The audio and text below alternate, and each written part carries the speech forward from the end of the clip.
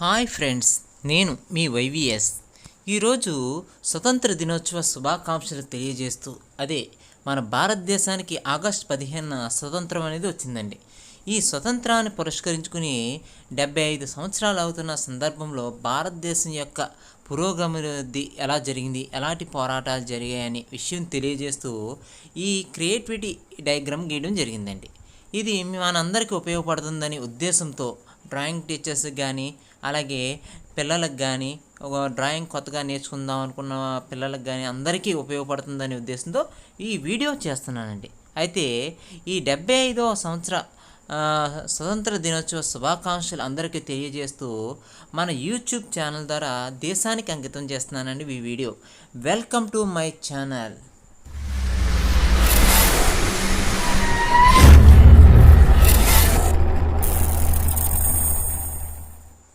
ఈరోజు మన ఛానల్లో వాటర్ కలర్స్ యొక్క ఇంపార్టెన్స్ ఏంటి, వాటర్తో కలర్స్ ఎలా వాడాలి, అది కూడా క్యాన్సన్ షీట్ మీద, అది కూడా వాటర్ కలర్స్ కేక్స్ అంటే క్యామిల్లో ఉన్న ఆర్టిస్ట్ వాటర్ కలర్స్ కేక్స్ని ఎలా వాడాలనే విషయాన్ని తెలియజేస్తూ మీకు ఈరోజు పెట్టబోయే వీడియో మీకు బాగా ఉపయోగపడుతుందని అనుకుంటున్నానండి. అయితే ఏంటి అంటే కనుక ఇలా భారతదేశం మీద ఉన్న నా భక్తి అంటే అందరూ దేశభక్తిని తెలియజేయడం కోసం ఇంటి మీద 75 సంవత్సరాలు పురస్కరించుకున్నటువంటి భారతదేశ స్వతంత్రాన్ని అందరూ ఇంటి మీద జెండాను ఎగరేసి తన భక్తిని చూపిస్తున్నారండి. ఈరోజు నా దేశభక్తిని నేను వేసేటువంటి డయాగ్రామ్ ద్వారా చూపిందామనే ఉద్దేశంతో ఈ డయాగ్రామ్ అనేది గీస్తున్నానండి. భారతదేశాన్ని గీసి ఈ భారతదేశంలో ఉన్నటువంటి నాకు అనుకున్నటువంటి నేను క్రియేటివిటీలో ఎలా చేద్దాం అనుకున్నానో ఆ విషయాన్ని తెలియజేస్తూ ఈ చిన్న డయాగ్రామ్ ద్వారా మన యూట్యూబ్ ఛానల్లో ఉన్నటువంటి చాలామందికి ఈ క్రియేటివిటీ థాట్ అనేది చెప్దామనే ఉద్దేశంతో చేస్తానండి. అయితే ఈ వీడియో మనకి 4వ తరగతికి 10వ తరగతికి విద్యార్థులందరికీ ఉపయోగపడుతుందండి. ఎందుకంటే కనుక క్రియేటివిటీతో లెసన్ ప్లాన్ అనేది చెప్పమంటున్నారు కదండి ఈ మధ్యకాలంలో మనకు వచ్చిన అకాడమిక్ ఇన్స్ట్రక్షన్ ద్వారా. అందువల్ల డ్రాయింగ్ టీచర్స్ చాలామంది ఇటువంటి పండుగలను ఎలా పురస్కరించుకోవాలి అనే విషయాన్ని తెలియచేయాలి కాబట్టి దానికోసం ఇది చేస్తున్నామండి. అంటే భారతదేశాన్ని గీసిన తర్వాత ధర్మచక్రాన్ని కూడా గీస్తున్నానండి. అయితే ఈ భారతదేశానికి 3 రంగులు గీయాలి కాబట్టి 3 పార్ట్ల కింద చేశానండి. నెక్స్ట్ గాంధీ గారు అంటే భారతదేశానికి స్వతంత్ర ఉద్యమం చేసిన వ్యక్తులు గాంధీజీ గారు ఒకరు కాబట్టి గాంధీజీ గారి ఫోటో ఒక పక్కన వేస్తే ఎంత బాగుంటుందనే ఉద్దేశంతో చిన్న థాట్తో గీస్తున్నానండి. చూస్తున్నారండి, గాంధీజీ గారి ఆకారాన్ని హాఫ్ సైజులో చూపించానండి. ఇప్పుడు యువతల వైపుకి వచ్చేటప్పటికి నెహ్రూ గారిని కాకుండా నేతాజీ గారిని అంటే సుభాష్ చంద్రబోస్ అంటే మనకి ఆజాద్ హిందూ ఫౌజ్ అనేది ఏర్పాటు చేసి భారతదేశానికి మొట్టమొదటిగా స్వతంత్రాన్ని తీసుకొద్దామనే ఉద్దేశంతో ఒక విప్లవాత్మకమైనటువంటి పోరాటాలు చేసిన వ్యక్తి మన సుభాష్ చంద్రబోస్ గారండి. అందువల్ల ఒకరేమో అహింసా మార్గాన్ని ఎన్నుకుంటే కనుక ఒకరేమో శాంతి మార్గాన్ని ఎన్నుకున్నారండి. అయితే ఏదైనా భారతదేశానికి స్వతంత్రం తీసుకురావాలనే ఉద్దేశంతో చేసినటువంటి ఉద్యమాలండి. అదే ఇందులో గాంధీ గారంటే ఎంత ఇష్టమో సుభాష్ చంద్రబోస్ అన్న అంతే ఇష్టమండి. అయితే ఇది దేశభక్తిని తెలియజేయాలనే ఉద్దేశంతో ఈ స్కెచ్ చేసి దీన్ని కలరింగ్ చేద్దాం వాటర్ కలర్స్తో. అది కూడా మన యూట్యూబ్ ఛానల్లో ఉన్నటువంటి చాలామందికి ఉపయోగపడుతుంది అనే ఉద్దేశంతో ఈ స్కెచ్ అనేది చేస్తున్నానండి. చూడండి, సుభాష్ చంద్రబోస్ యొక్క స్కెచ్ నాకు తోచిన విధంగా సుభాష్ చంద్రబోస్ ఎలా కనిపిస్తారు, ఎలా ఉంటారు, అతను ఏ విధంగా డ్రెస్ సెన్స్ వేసుకునేవారు అనే విషయాన్ని జాగ్రత్తగా చూపిస్తానండి. ఇప్పుడు ఇక్కడ ఉన్నటువంటి కేక్స్ని జాగ్రత్తగా వాడుకొని చేస్తానండి. చూడండి, భారతదేశానికి 3 రంగులు అని చెప్తాం కదా. 1 కాషాయం, 2 వైటు, 3 గ్రీను. అయితే భారతదేశం ఉన్న పై భాగాన్ని కాషాయ రంగుతో చేస్తున్నానండి. చూడండి, కాషాయం అంటే ఆరెంజ్ కలర్లో ఉన్నటువంటి రెడ్డిష్ని లైట్గా చూపించి కాషాయపు రంగుని వేస్తున్నానండి. ఈ కాషాయం అనేది భారతదేశం యొక్క ఔన్నత్యాన్ని తెలియజేస్తుందండి. చూస్తున్నారా, ఈ కలరు దేశ యొక్క భక్తిని, అక్కడ ఉన్నటువంటి మతాన్ని, ప్రతి విషయాన్ని తెలియజేస్తుందండి. చూస్తున్నారండి, ఇక్కడ ఉన్నటువంటి ప్రజలందరూ ఐక్యంగా ఉన్నారు. ఇక్కడ భారతదేశంలో ఎక్కడా లేనటువంటి సర్వ మతాలన్నీ ఉన్నాయి. అలాగే ఈ దేశభక్తిని చాలా మన ప్రజలందరూ భిన్నత్వంలో ఏకత్వాన్ని పాటిస్తూ అందరూ సమానమే అనే విషయాన్ని తెలియజేస్తున్నది అనే విషయాన్ని తెలియజేయడం కోసం ఈ కాషాయాన్ని చూపిస్తారండి. అయితే ఈ కాషాయాన్ని ఇంకో రకం కూడా చెప్తారండి. అంటే హిందువుల దేశము అని పూర్వం చెప్పేవారండి. అంటే అందువల్ల ఈ కాషాయం కూడా ఒక రీజన్గా చెప్పుకుంటూ ఉంటారండి. అలాగే గ్రీన్ అంటే మనం ఆకు చిలక పచ్చన అని చెప్తామండి. ఈ చిలక పచ్చన ఏంటంటే కనుక పాడి పంటలకు, అర్థమైందండి, పాడి పంటలకు చిహ్నంగా చెప్తామండి. చూడండి, పాడి పంటలకు సంబంధించి భారతదేశంలో కింద భాగం అంతా పాడి పంటలకు సంబంధించిన విషయాన్ని తెలియజేయడం కోసం ఈ గ్రీన్ని వేస్తున్నామండి. చూడండి ఎలా కనిపిస్తుందో, అంటే మనకి భారతదేశం అనేది ఎంత న్యాచురల్గా కనిపిస్తుందో. అయితే మధ్యలో వైట్ ఉంది కదండి, ఈ వైట్ అంతా శాంతిని కోరుకుంటుంది. అంటే భారతదేశము ఒక భిన్నత్వంలో ఏకత్వం కలిగినటువంటి దేశం కాబట్టి, అన్ని మతాలు కలిగి ఉన్నది కాబట్టి ఈ దేశాన్ని గొప్పతనం ఈ శాంతి రూపంలో చూపిస్తాం అన్నమాట. చూడండి ఇక్కడ ధర్మచక్రం, ఈ ధర్మచక్రము అశోకుని స్తూపం నుంచి తీసుకున్నారండి. ఈ ధర్మచక్రంలో 24 రేఖలు ఉంటాయండి. అంటే 24 కాలమానాలను తెలియజేసేటువంటి రేఖలుగా చెప్తామన్నమాట. ఈ ధర్మచక్రం ధర్మానికి నీతికి అన్నిటికీ కలిపి ఉండే విధంగా ఈ చక్రాన్ని రూపొందించడం జరిగిందండి. ఇది భారతదేశం యొక్క జెండాలో పెట్టడం జరిగిందండి. అర్థమైందండి. ఈ విధంగా భారతదేశం యొక్క గొప్పతనం గురించి తెలుసుకోవాలంటే కనుక చాలామంది విదేశాలు కానీ భారతదేశానికి వచ్చి భారతదేశంలో ఉన్నటువంటి కల్చర్ని కానీ మన యొక్క సంస్కృతి సాంప్రదాయాలను కానీ అన్నిటినీ చూసి చాలా లైక్ చేస్తూ ఉంటారండి. కానీ మన ఇండియన్స్ అందరూని పొరుగు దేశంలో ఉన్నటువంటి కల్చర్ని లైక్ చేస్తూ ఉంటారండి. అంటే భారతీయుల యొక్క సమగ్రత, ఇక్కడ ఉన్నటువంటి ఆచార్య వ్యవహారాలన్నీ విదేశీయులకు అందరికీ నచ్చుతూ ఉంటుందండి. ఇప్పుడు గాంధీ గారి డయాగ్రామ్ ఎలా గీస్తున్నామో చూడండి. ఇప్పుడు భారతదేశం యొక్క డయాగ్రామ్ అయింది కదండి. ఇప్పుడు గాంధీ గారు బొమ్మ చేస్తున్నాం చూడండి, ఎంత స్పీడ్గా చేస్తున్నామంటే కనుక ఇక్కడ వాటర్ కలర్స్తో ఇక్కడ ఒక కలర్లో ఏదైనా తేడా వచ్చినా డయాగ్రామ్ మొత్తం పాడైపోతుందండి. అర్థమవుతుందండి. చాలా జాగ్రత్తగా వెనక ముందర ఉన్నటువంటి భారతదేశాన్ని ఏమీ డిస్టర్బ్ చేయకుండా జాగ్రత్తగా గాంధీ గారి డయాగ్రామ్ని గీస్తున్నానండి. చూస్తున్నారా. అయితే ఈ డయాగ్రామ్లో ఉన్నటువంటి రియాలిజన్ మనం ఇచ్చుకున్నటువంటి స్కెచ్ని చాలా జాగ్రత్తగా ఫాలో అయ్యి ఈ స్కెచ్ని డెవలప్ చేసుకుంటూ చాలా స్పీడ్గా చేస్తున్నామండి. అయితే ఈ డయాగ్రామ్ చేయడానికి కూడా రీజన్ ఉందండి. ఎందుకంటే కనుక దేశభక్తి ఎలాగైనా చూపించవచ్చు. అయితే చాలామంది పిల్లలు డ్రాయింగ్ నేర్చుకునేటప్పుడు క్రియేటివిటీ అనేది పక్క వాళ్ళని అడిగి చూసి చేస్తూ ఉంటారండి. అంటే ఎవరో ఒక డయాగ్రామ్ ఇలాగే వేయాలరా అంటే అలాగే ఫాలో అవుతూ ఉంటారండి. కానీ క్రియేటివిటీ అనేది ఎప్పుడు వాళ్ళకి నచ్చిన విధంగా డయాగ్రామ్ అనేది ఎప్పుడు ప్రజెంట్ చేస్తూ ఉండాలండి. అంతేగాని వాళ్ళ క్రియేటివిటీని ఇలాగ వేసినా తప్పేరా అలాగే వేసినా తప్పేరా అంటే కనుక పిల్లలు ఏ విధంగా చూసినా డయాగ్రామ్స్ అనేవి నేర్చుకోవడం కష్టమవుతుందండి. అందువల్ల ఫస్ట్ వాళ్ళ ఒపీనియన్ ఏంటి, వాళ్ళు ఎలా చేస్తున్నారు, వాళ్ళ యొక్క క్రియేటివిటీని బాగా చెక్ చేస్తే కనుక మన డయాగ్రామ్స్ ఏదైనా సరే అద్భుతంగా సృష్టిస్తామండి. అర్థమైందండి. అయితే ఈరోజు ఈ డయాగ్రామ్ ఇంకా అద్భుతంగా రావాలి అనే ఉద్దేశంతో నేను గాంధీజీ గారి డయాగ్రామ్ని చాలా జాగ్రత్తగా చేస్తున్నానండి. చూడండి, గాంధీ గారిది కొద్ది షేడ్ కట్టి అక్కడ ఉన్నటువంటి కలరింగ్ అంతా మొత్తం జాగ్రత్తగా చూపించుకుంటూ చేస్తున్నానండి. అయితే ఈ వీడియో చేయడానికి కారణం ఏంటి అంటే కనుక మన పిల్లలకు చాలామందికి ఉపయోగపడే విధంగా ఉండాలనే ఉద్దేశంతో ఈ వీడియో చేస్తున్నానండి. అయితే ఇక్కడ గాంధీ గారు కానీ శాంతియుతంగా ఉండేటువంటి గాంధీజీ గారు ఉండడం ఏంటి, ఒక పక్కన నెహ్రూ గారు, ఒక పక్కన సుభాష్ చంద్రబోస్ గారు ఉండడం ఏంటి అనుకోవచ్చు. అయితే ఇద్దరూ దేశానికి సంబంధించిన వ్యక్తులే.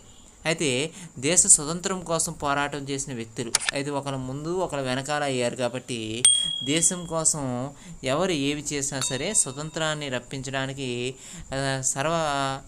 సర్వం కృషి చేసిన వ్యక్తులు కాబట్టి వీళ్ళని గౌరవించుకోవడం మన మర్యాద అండి. అందువల్ల వీళ్ళంటే నాకు చాలా ఇష్టం కాబట్టి ఈ ఇద్దరి డయాగ్రామ్స్ వేయాలనే ఉద్దేశంతో నేను ఈ డయాగ్రామ్ వేస్తున్నానండి. చూడండి, గాంధీజీ గారి రూపురేఖల్ని చాలా జాగ్రత్తగా తేలుస్తున్నానండి. ఎందుకంటే కనుక మనం ఏ డయాగ్రామ్ అయినా సరే మనం తీసుకునే డయాగ్రామ్ చాలా జాగ్రత్తగా చేసుకోకపోతే కనుక ఆ డయాగ్రామ్ ఎంత చేద్దామనుకున్నా సరే అంత నీట్గా రాదండి. అర్థమవుతుందండి. అందులోకి వాటర్ కలర్స్ కనుక మిస్టేక్ వస్తే కనుక దాన్ని కవర్ చేయడం కానీ దాని మిస్టేక్ని తుడిచేయడం కానీ ఏమీ అసాధ్యం అండి. ఎందుకంటే కనుక అసాధ్యం అనడానికి కారణం ఒకటి ఉందండి. ఎందుకంటే మనం వాటర్ కలర్స్ని చాలా ఒళ్ళు దగ్గర పెట్టుకుని చేయవలసిన వర్క్ అండి. ఒక్కసారి మిస్టేక్ వచ్చిందా దాన్ని మనం కవర్ చేయలేం. ఆయిల్ పెయింట్స్ లాగా పోస్టర్ కలర్స్ లాగా చేయలేమండి, ఎక్రిలిక్ లాగా. దీంట్లో మిస్టేక్ వస్తే కనుక ఇంకా ఆ డయాగ్రామ్ అంతా పాడైపోయినట్టండి. అందులో వాటర్ కలర్స్ కేక్స్ కానీ, వాటర్ కలర్స్ కలర్స్ కానీ ఇవన్నీ చాలా జాగ్రత్తగా చేయాలి. అందువల్ల నేను కలర్స్ అన్ని చాలా దూరంలో పెట్టుకుని చాలా జాగ్రత్తగా చేస్తున్నానండి. చూడండి, గాంధీజీ గారి ఫేస్ కట్లో వచ్చేలాగా చాలా జాగ్రత్తలు తీసుకుని కలర్స్ అన్నింటినీ బ్రైట్ చేసుకుంటూ చాలా జాగ్రత్తగా చేసుకొస్తున్నానండి. చూస్తున్నారుగా ఫ్రెండ్స్, ఈ విధంగా భారతదేశంలో ఉన్నటువంటి ఉప్పు సత్యాగ్రహం కానీ, లేకపోతే సహాయ నిరాకరణ ఉద్యమం కానీ ఇవన్నీ అద్భుతమైన స్థాయికి రావాలనే ఉద్దేశంతో గాంధీజీ గారు తాను ఉప్పు సత్యాగ్రహాన్ని చేసి ఇవన్నీ చేసుకుని వచ్చారండి. అయితే బారిస్టర్ వెళ్ళి చదువుకుని వచ్చి అక్కడ ఉన్నటువంటి మన దేశంలో ఉన్నటువంటి ప్రజలందరూ అనుభవిస్తున్నటువంటి తీరుని గ్రహించినటువంటి గాంధీజీ గారు భారతదేశానికి వచ్చిన తర్వాత ఇక్కడ ప్రజలు ఏ విధంగా ఇబ్బంది పడుతున్నారు, అటువంటి ప్రజలందరి కోసం మనం ఉద్యమాలు చేస్తే కనుక స్వతంత్రం అనేది దక్కించుకోవచ్చు అనే ఉద్దేశంతో ఆ రోజు ట్రైన్ ఎక్కి రిటర్న్ వచ్చిన తర్వాత భారతదేశంలో స్వతంత్రం కోసం పోరాటాలు చేయడం సాగించారండి. అయితే ఈ స్వాతంత్ర పోరాటాలు ప్రతిఫలంగానే భారతదేశానికి 1947 సంవత్సరము ఆగస్టు 15 స్వతంత్రం వచ్చిందండి. ఇది బ్రిటిష్ వారు 200 సంవత్సరాలు పరిపాలన చేసిన తర్వాత భారతదేశానికి స్వతంత్రం తీసుకురావడానికి భారతీయులు అనేక ఉద్యమాలు చేశారండి గాంధీ గారి నాయకత్వంలో. అయితే ఈ నాయకత్వంలో చేసేటప్పటికి భారతదేశంలో అతివాదులు మితవాదులు అనే వాళ్ళు కూడా ఉన్నారండి. అయితే ఇందులో కొంతమంది శాంతియుతంగా చేశారు, కొంతమంది ఏమో హింసా మార్గాన్ని ఎన్నుకున్నారండి.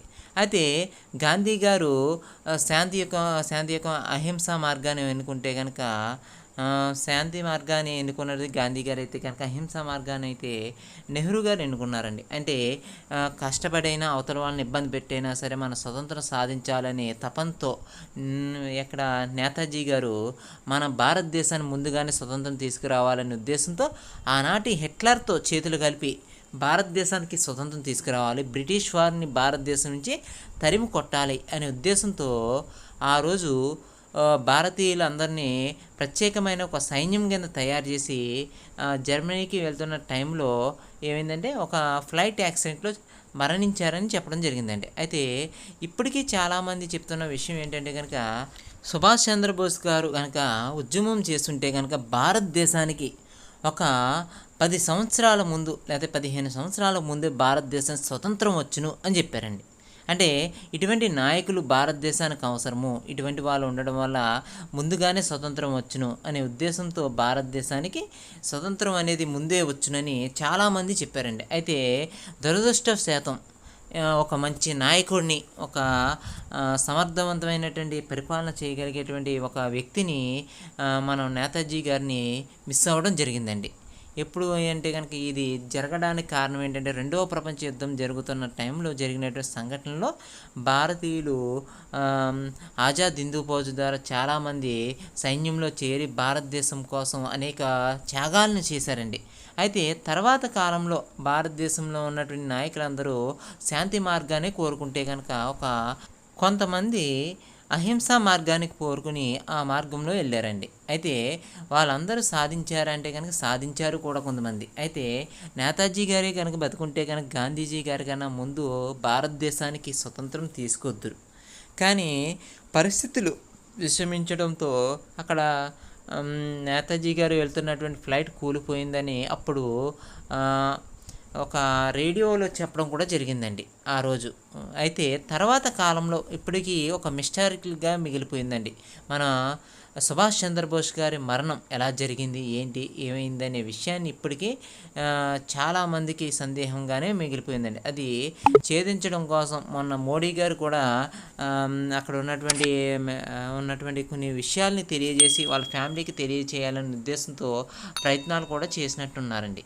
అయితే ఆ విషయం ఏంటనేది మనకు క్లారిటీగా తెలియదండి. కానీ మన దేశం అనేది అభివృద్ధి చెందడానికి ఈ ఇద్దరు నాయకులు అనేవాళ్ళు చాలా ముఖ్యమండి. అయితే ఆనాటి పోరాటాల ఫలితంగానే భారతదేశానికి స్వతంత్రం వచ్చింది.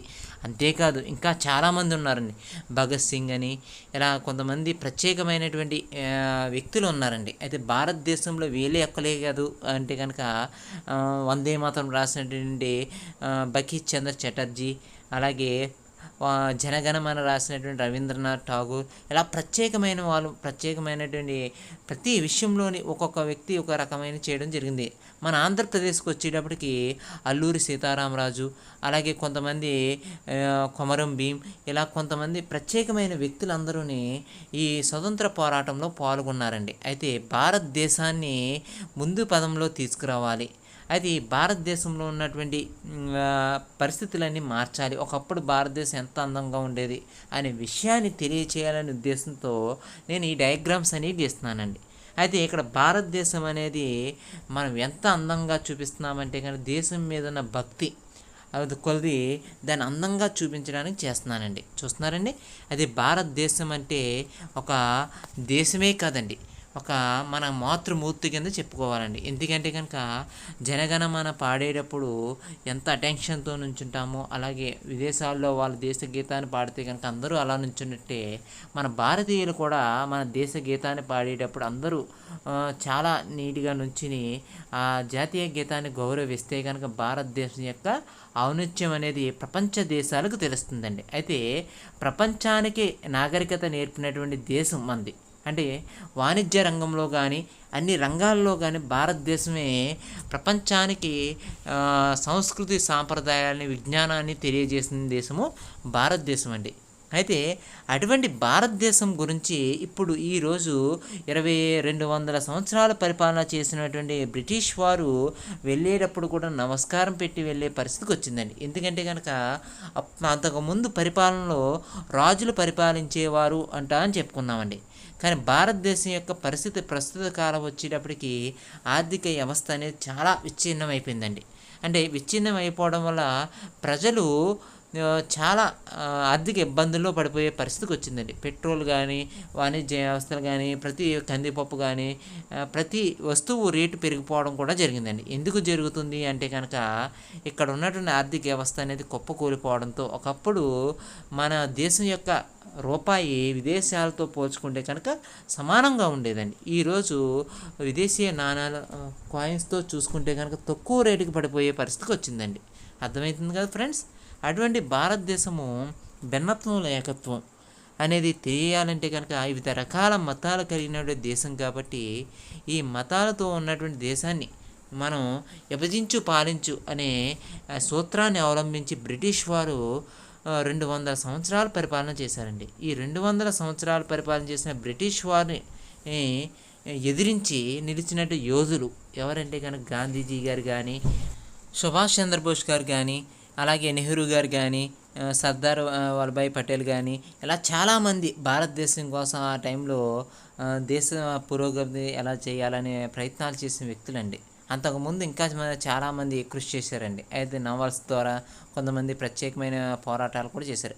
ఇందులో బాలగంగాధర్ తిలక్ గారు కూడా ప్రత్యేకమైన పోరాటం కూడా చేయడం జరిగిందండి. అయితే ఇక్కడ భారతదేశం యొక్క ఉనికి అనేది ప్రపంచ దేశాలకు తెలియజేసిన వ్యక్తులు కూడా ఉన్నారండి. అయితే స్వామి వివేకానంద అని ఇలా ప్రత్యేకమైన వ్యక్తులు చాలామంది ఉన్నారండి. అయితే వీళ్ళందరూ భారతదేశాన్ని ఏదో ఒక రకంగా ముందుకు తీసుకొచ్చిన వాళ్ళే. అయితే అటువంటి వ్యక్తులందరినీ భారతదేశంలో వీళ్ళ ఎటువంటి ఉద్యమాలు చేయడానికి కానీ ఏమీ లేకుండా మరణ శిక్షలు కానీ కఠినమైన శిక్షలు విధించి ఆ రోజుల్లో బ్రిటిష్ వారు భారతదేశం నుంచి అనేక వాణిజ్య సంపదని దోచుకుని పట్టుకుపోయారండి. అందువల్ల భారతదేశం ఇప్పటికీ వెనకబడిపోయిందండి. అంటే బ్రిటిష్ వారు పరిపాలించడానికి కారణం ఏంటి అంటే కనుక మన భారతీయులే అని చెప్పవచ్చు. ఎందుకు అలా చెప్తున్నామంటే కనుక భారతీయుల యొక్క నైజం ఏంటంటే కనుక ఒకడు బాగుపడుతున్నాడు అన్న కన్నా ఒకడు పాడైపోతున్నాడు, ఒకడు నాశనం అయిపోతున్నాడంటే కనుక చాలా ఆనందంగా చూస్తుంటారండి. అలా మన దేశం యొక్క రాజ్యాలను కానీ అలా కోల్పోవడానికి కారణం కూడా ఈ తంత్రాలే. అంటే ఫ్రెంచ్ వాళ్ళు, డచ్ వారు వీళ్ళందరూ వచ్చారండి, పోర్చుగీస్ వారు వీళ్ళందరూ వచ్చారు.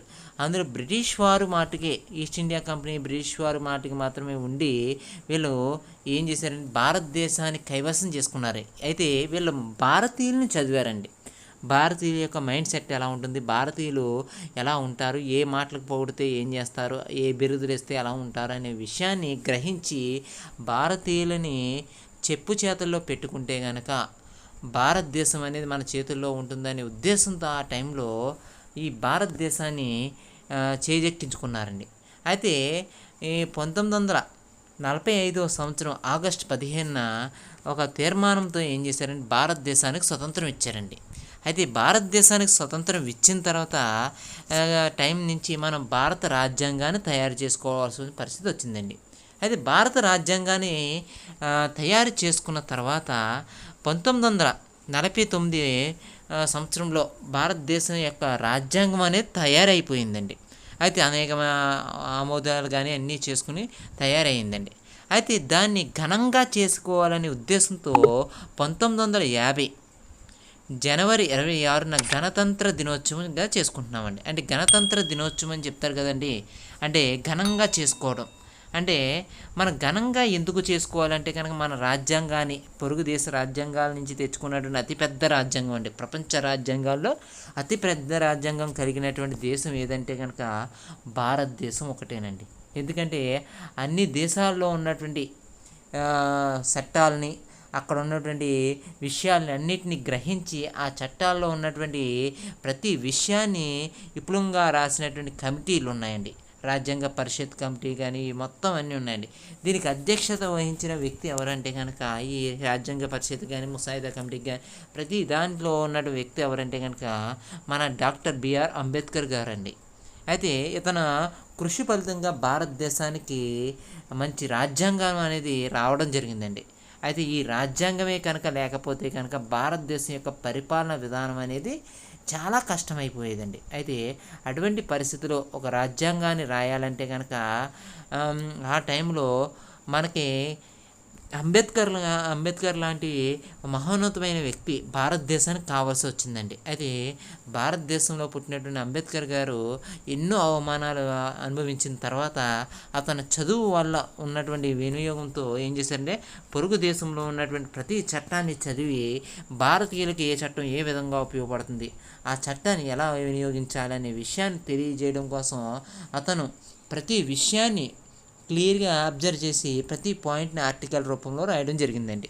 అయితే ఏ హక్కు ఎవరికి ఇబ్బంది లేకుండా అందరికీ సమాన పరిపాలన ఉండాలనే ఉద్దేశంతో ఈ రాజ్యాంగం అనేది రాశారండి. అయితే ఇక్కడ మన భారతదేశ స్వతంత్రంలో గాంధీజీ గారిది ఒక ఎత్తు అయితే కనుక సుభాష్ చంద్రబోస్ గారిది ఒక ఎత్తు అండి. అలాగే మన అంబేద్కర్ గారిది కూడా ఒక ఎత్తు అని చెప్పాలండి. ఎందుకంటే కనుక ఇక్కడ భారతదేశం యొక్క సంస్కృతి సాంప్రదాయాలు అనేవి మనం ఎప్పటికీ మార్చలేనటువంటి విషయాలని చెప్పాలండి. ఇక్కడ చూడండి, గాంధీజీ గారు చేసినటువంటి పోరాటంలో అప్పుడు పాదయాత్ర ద్వారా అక్కడ ఉన్న బ్రిటిష్ వారి యొక్క పరిపాలన విధానాన్ని క్వశ్చన్ చేయడంతో కోసం అక్కడున్న ప్రజలతో శాంతియుతంగా పరిపాలన చేయాలనే ఉద్దేశంతో జనాన్ని తీసుకుని శాంతియుతమైన సత్యాగ్రహం అని, లేకపోతే ఉప్పు సత్యాగ్రహం అని, లేకపోతే సహాయ నిరాకరణ ఉద్యమం అని, క్విట్ ఇండియా ఉద్యమం అని, వందే మాతరం ఉద్యమం అని, ఇలా ప్రత్యేకమైన ఉద్యమాలన్నీ చేసుకుని వచ్చారండి ఎవరు, గాంధీజీ గారు.